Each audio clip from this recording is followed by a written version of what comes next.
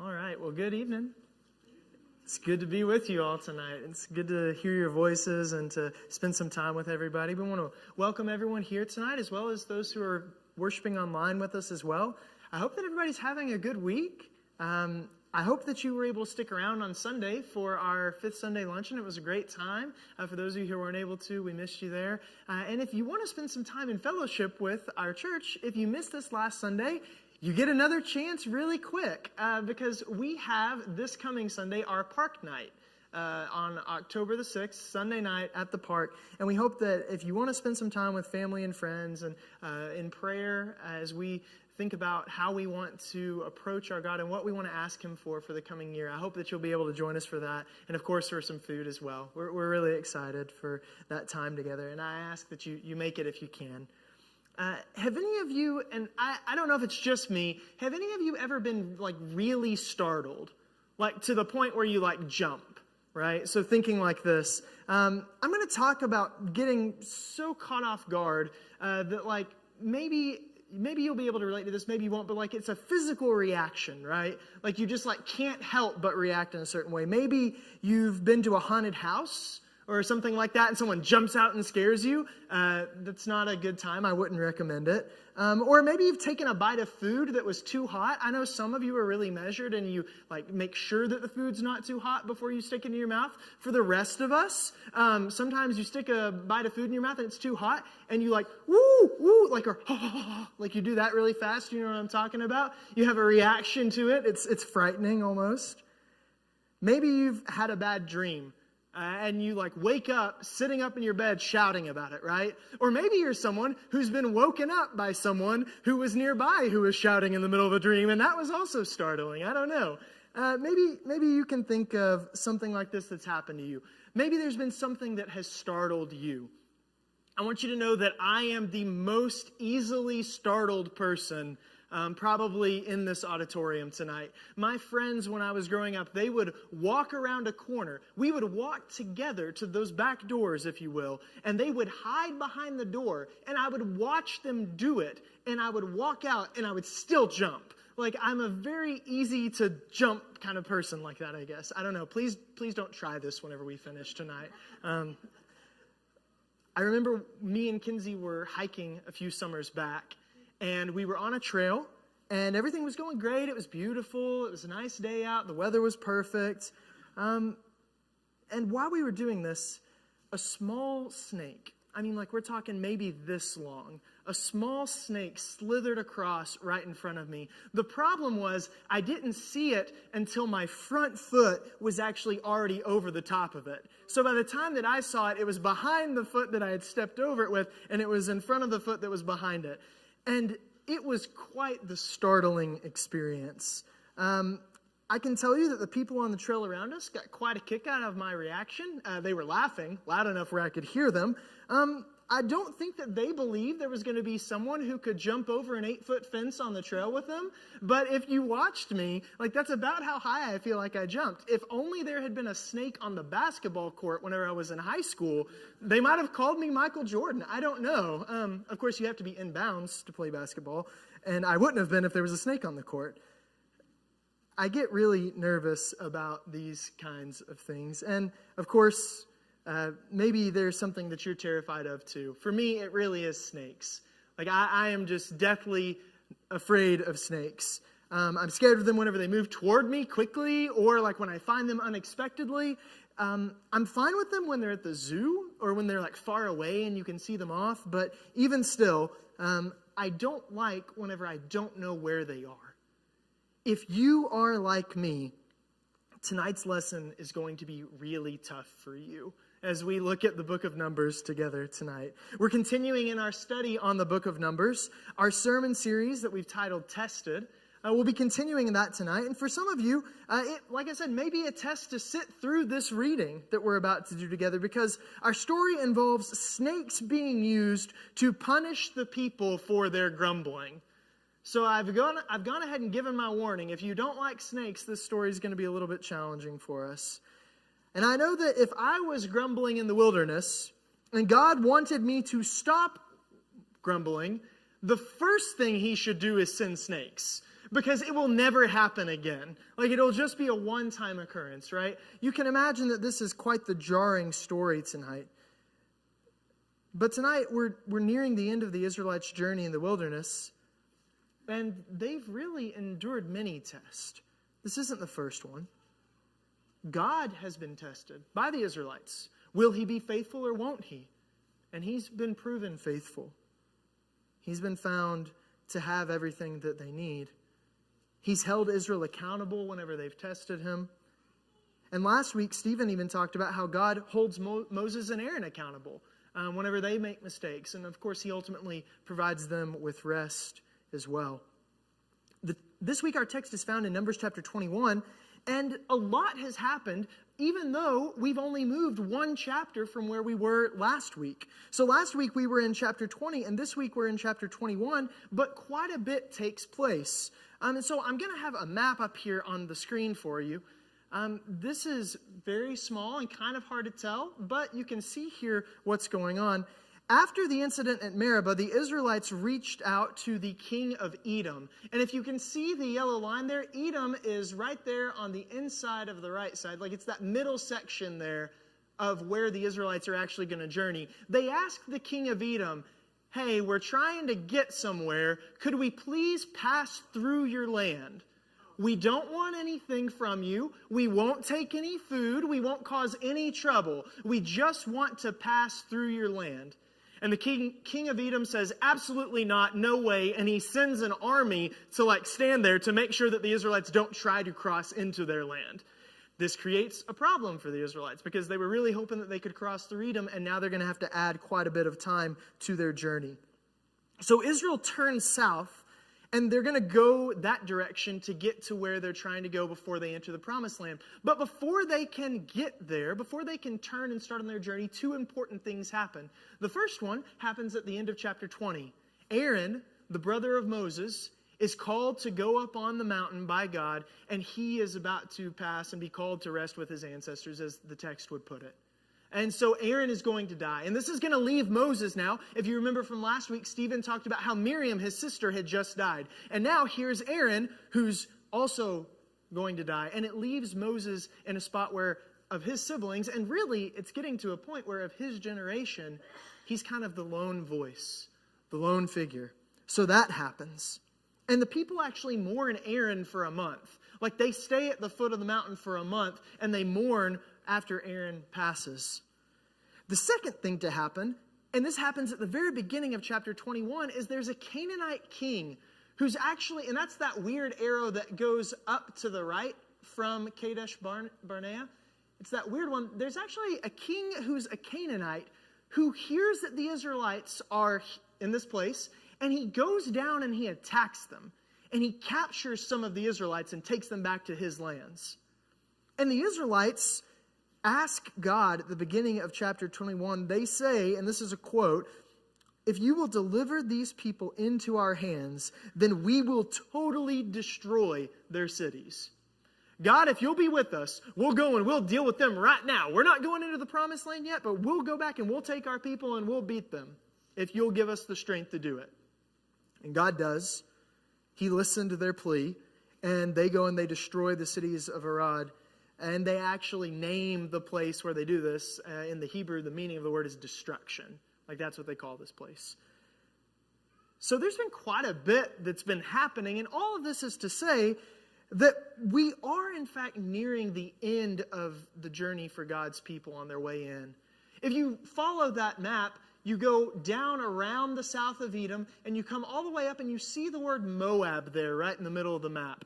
The Israelites are going to go up to the northern part of Moab, and they're actually going to get right there in what's called the plains of Moab, just across from the city of Jericho, right before they enter in.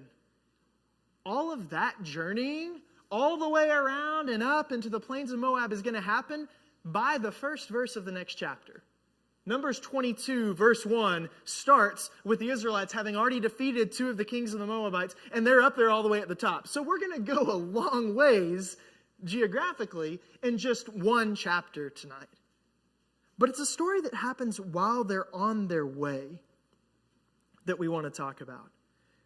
This is really the end of their journey. And I think that that's going to become clear in the story as we see it. We know that it's the end of their journey. In case you're curious about that, it's not in our text tonight, but we know it's near the end of the journey because we're told in Numbers 33 that Aaron died in the beginning of the 40th year that the Israelites were in the wilderness. The 40th year since they had left the land of Egypt. So as we near the end of this journey, there's one story here that I want to point out tonight that I think will help us to see some of the continued trouble for God's people. So we're going to be starting in Numbers chapter 21, verse 4. And it reads this way. It says, "They traveled from Mount Hor along the route to the Red Sea to go around Edom. But the people, that is the Israelites, they grew impatient on the way. They spoke against God, and they spoke against Moses, and they said, 'Why have you brought us up out of Egypt to die in the wilderness? We have no bread, we have no water, and we detest this miserable food that you've given to us.'" Now, I don't know if this should come as a surprise to us by now. Whether it's because they're headed back in the direction of the Red Sea, as you can see that little body of water there on the bottom, that's the Red Sea. Whether it's because they're headed back that direction, or just because this is what they do now, the Israelites are complaining again here, right? They're upset. They speak against God and Moses. That's nothing new. Stephen and I have been talking with you guys on Wednesday nights about Numbers for a few weeks now, and this is almost an every week occurrence, right? They get upset, they complain. It's nothing new. It's the same complaint that they've issued many times. Even what they're complaining about is not different. There's no bread. And you and I might be looking going, I thought that the manna was bread, right? Like it says it was like little cakes that they made. They say we detest this miserable food. They aren't even sure what they're complaining about. And it's possible that they are. You know, I was thinking about this. Maybe they think that the manna is kind of like the styrofoam-like bread that's in the top of the disposable communion cups. And maybe you would complain about the bread too before you cast too many stones. If we look, they just got water in the chapter before, right? Chapter 20 is where they have this issue where Moses strikes the rock. So they've been provided for at some point in the recent past with water, but they say we have no water. We're not sure about this. What's also not different about this story is the way that God reacts, the way that he responds. So in verse 6 of chapter 21, it says, "Then the Lord sent venomous snakes among them. They bit the people, and many Israelites died. The people came to Moses and said, 'We sinned when we spoke against the Lord and against you. Pray that the Lord will take the snakes away from us.' And so Moses prayed for the people." This is also not different. It might be a different vehicle by which it happens, but this is the same thing we've seen in the other stories. The Israelites complain, they revolt.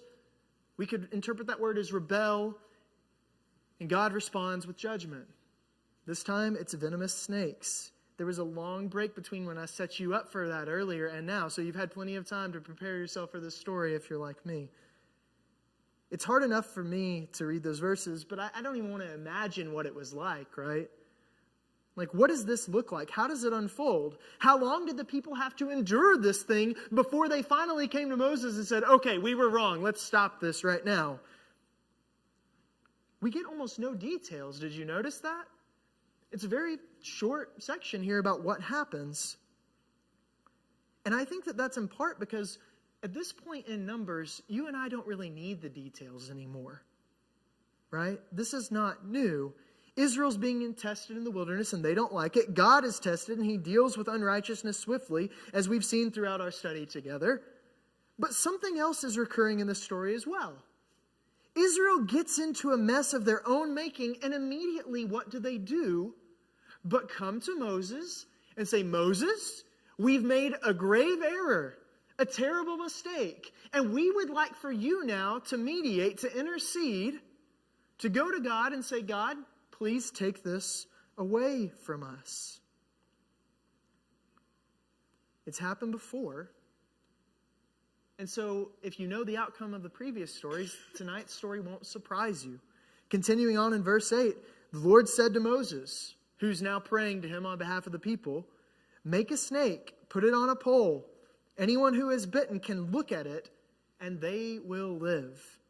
So Moses made a bronze snake and put it up on a pole, and then when anyone was bitten by a snake and looked at the bronze snake, they lived. God delivers his people yet again whenever they cry out to him, and this time it's by way of a bronze snake. Moses fashions it, puts it on a stick, and he says, look at the snake, you'll be saved if you get bit by one. Really interesting there. God hears his people and he gives them a means by which they can escape death and be saved. It is strange to me, I think, that God uses a snake, right? Like it's a bronze snake that he makes to save them from the snakes. But I don't want my kind of snake worrying to distract from what I think is going on in this story. I want to note tonight that this is a very short story. Really short, especially considering the fact that this is one that you might hear in Bible class, right? It's one of the ones that kind of gets told about the Israelites and their journeying. And yet, it's very short. It's just 6 verses long. And it's like an abbreviated version of what we've seen described throughout entire chapters previous to this one. Israel rebels, God responds accordingly. Israel cries out to be saved, and then God saves them. This is the pattern that's developing throughout the book of Numbers. And while this story is short, it's not entirely new. It shows us some 40 years into Israel's journey how God deals with his people and the problems that are still persistent. The Israelites view God as someone who can save them, I think. That's clear. When they're in trouble, he's the one they cry out to. They view God as someone who can save them, but not as someone that they should follow. They resist him at every turn. They threaten to leave his direction and go back to Egypt. He's someone that they would like to save them, but not someone that they would like to follow. They view God as a power to be called upon, someone who can do mighty things for them, but not as a being with whom they could build a relationship. God doesn't desire their begrudging obedience. He wants them to be his people. He wants them to follow him because they want to know him and to be with him. He wants them to become like him on earth so that others could see him and glorify his name. What do they want from God? I want us to think about that. What do the Israelites want God for? Like, what do they want to use him for in all of these stories? We talked about it, I think, in the summary of our events tonight, right? They asked God, before we even get to the story of the snake, we saw them ask God so that they could take vengeance on these people who had attacked them, right? They said, God, deliver our enemies into our hands. And he does it. They want to be saved in their time of need. They want Moses to intercede on their behalf. They want God to save them. But they don't necessarily want God to be with them, because that part's not working out really well for them. We see this happen over and over again with the Israelites as they're tested in the book of Numbers. And we see that they know where to turn when they get into a mess, right? Like as soon as something bad happens, they know who to turn to. They look to God, but unfortunately they don't seem to know how to keep themselves from getting into that same situation over and over and over again. They want a God to save them, not a God with whom they must build trust. They want a God to make them mighty, not a God who can win without fighting any battles.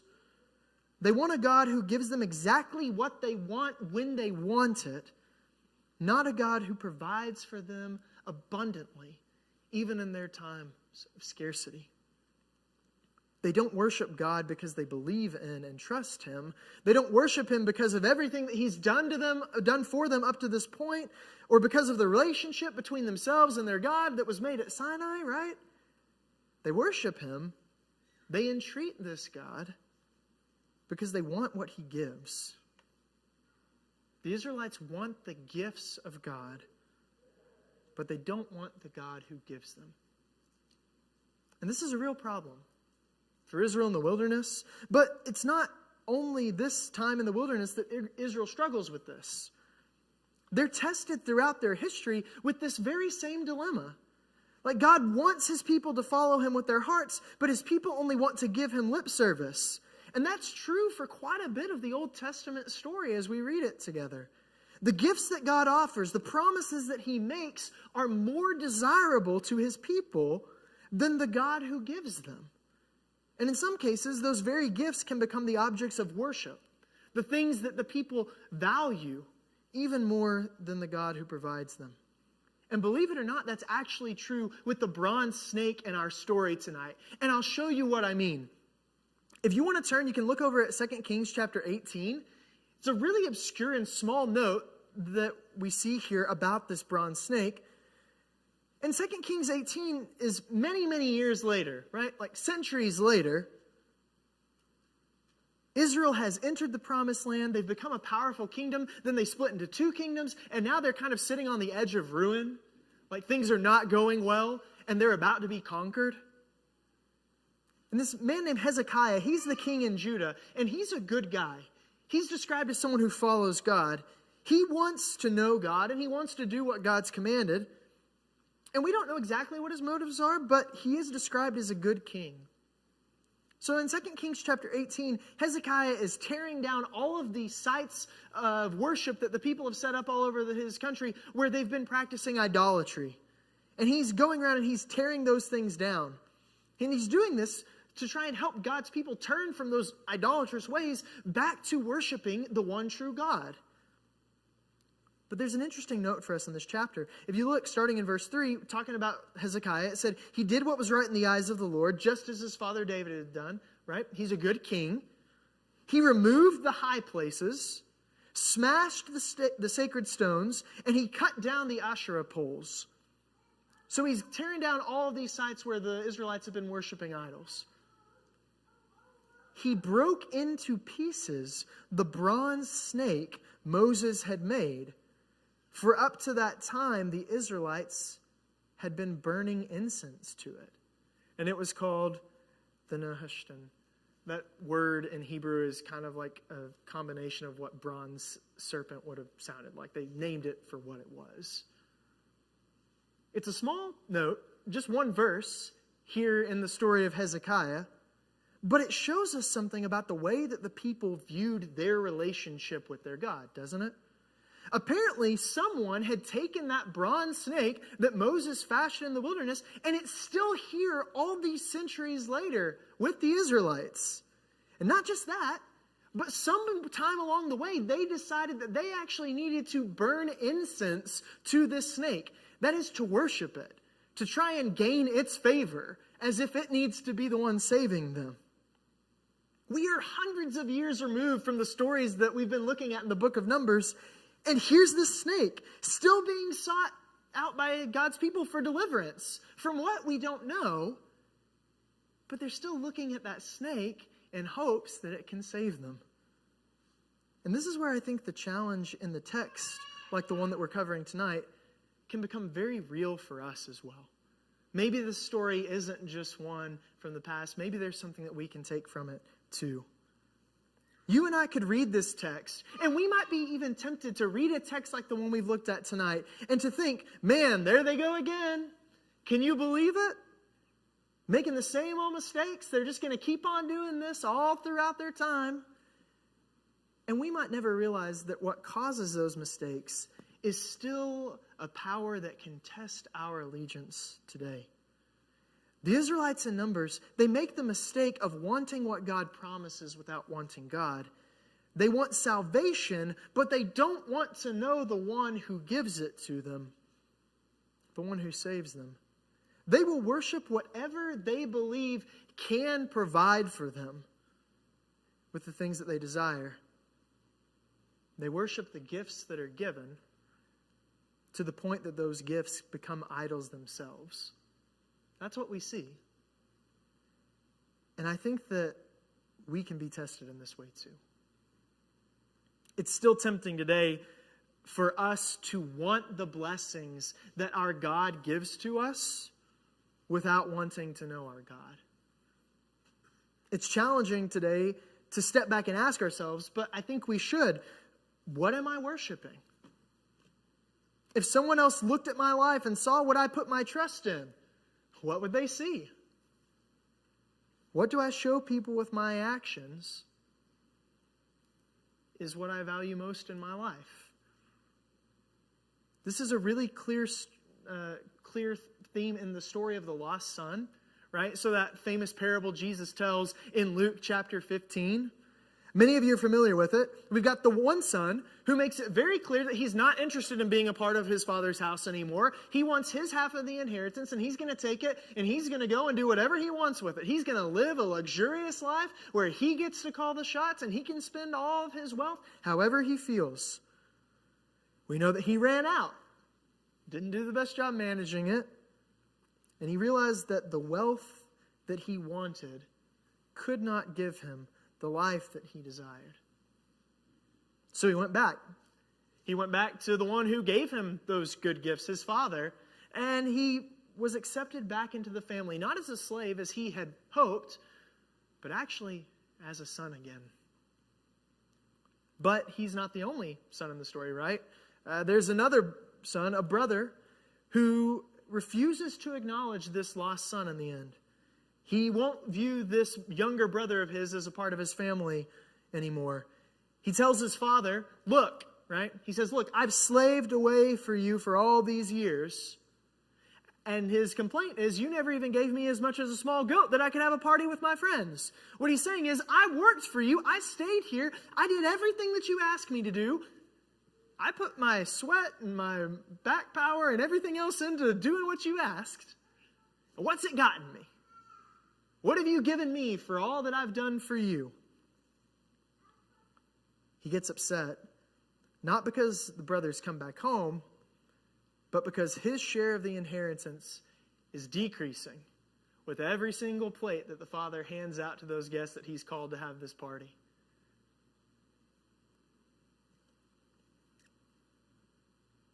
He's upset. And he had looked loyal to his father, right? He looks like he's loyal to him. He does what he wants. He stays with him. He plays the part of an obedient and good son.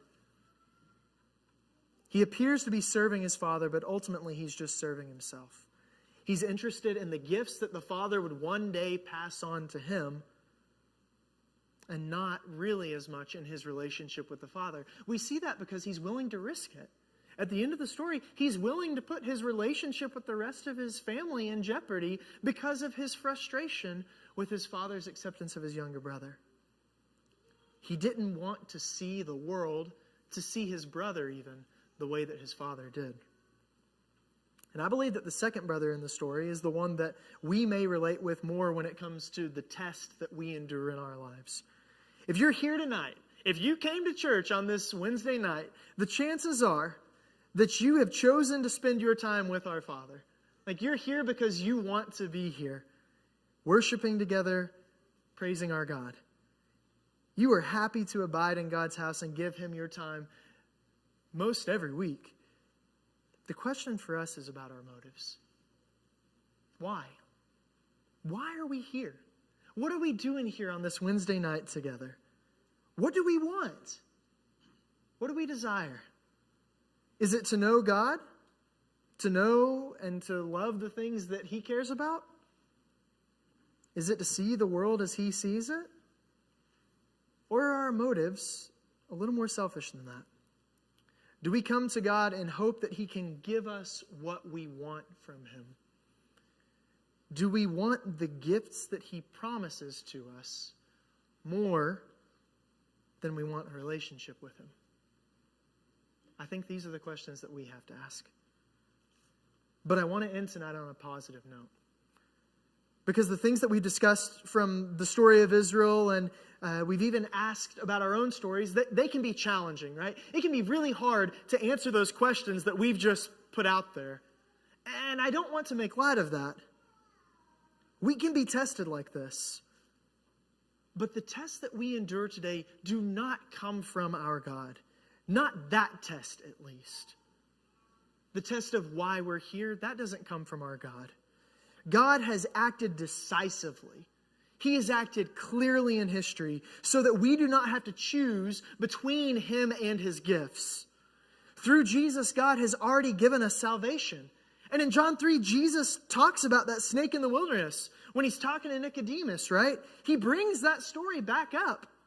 He says, starting in verse 14, just as Moses lifted up the snake in the wilderness, right? That thing that brought them salvation, so the Son of Man must also be lifted up. Why? Why must he be lifted up? That everyone who believes in him may have eternal life. That's what God's already given. Talking about himself here, Jesus makes sure that anytime we look at the source of our salvation, we would see him. That we wouldn't make the same mistake that the Israelites do of looking at that bronze serpent and thinking that it was the serpent that saved us. You and I, we cannot look at the cross without seeing the Savior who gives us that free gift. Because he's right there on it. In clear view of all of us, for all of us to see. He's there before us. And he wants us to believe in him and gain the life that he's giving to us. That chapter continues the very next verse. It's one of the most famous verses in the entire Bible, no? It says, for God so loved the world that he gave his one and only Son, that whoever believes in him would not perish but have everlasting life. Why come down to earth? Why put himself on the cross? Why not just offer another bronze snake so that people could be saved? It's worked before. But it's because of his love. His love for the world, that he gave his one and only Son. So that you and I, and anyone else who would believe, may have everlasting life. God's motive is love. And he has done everything that he can to show us that a relationship with him is full of all of the love and saving grace that you and I could ever need. I invite all of us to live out that kind of life. To live out of that kind of abundance together this week. When we're tempted to complain about the same old things that we complained about yesterday, or last month, or even 40 years ago, like the Israelites, I ask that we remember that the God who has already provided salvation and belonging to us has done so without reservation. My prayer for all of us is that we may live this way out of that place this week for the people that we come in contact with. And I pray that we would encourage each other to do so now while we stand and while we sing this song together.